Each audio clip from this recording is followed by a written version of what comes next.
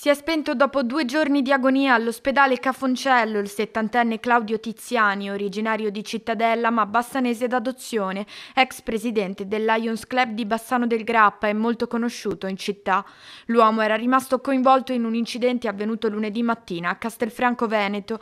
Secondo una prima ricostruzione, Tiziani era in sella alla sua bicicletta di ritorno verso casa e stava percorrendo via Camavitto quando un mezzo compattatore per la raccolta rifiuti di Contarina, guidato da un 54enne, avrebbe svoltato da via Bella Venezia, centrandolo in pieno.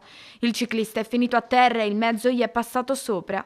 Intervenuti nell'immediato il SUEM 118 e l'eliambulanza da Treviso. Le sue ferite sono apparse subito gravissime, anche se inizialmente era cosciente. Trasportato prima all'ospedale di Castelfranco, è stato poi trasferito al Cafoncello di Treviso perché le sue condizioni si erano purtroppo aggravate. La Procura della Repubblica di Treviso ha aperto un'inchiesta e, come atto dovuto, ha indagato l'autista del mezzo per omicidio stradale. Il PM incaricherà un consulente per accertare la dinamica della tragedia. Non è escluso che venga eseguita anche l'autopsia sul povero Tiziani. Contarina ha espresso il suo più profondo cordoglio per il decesso.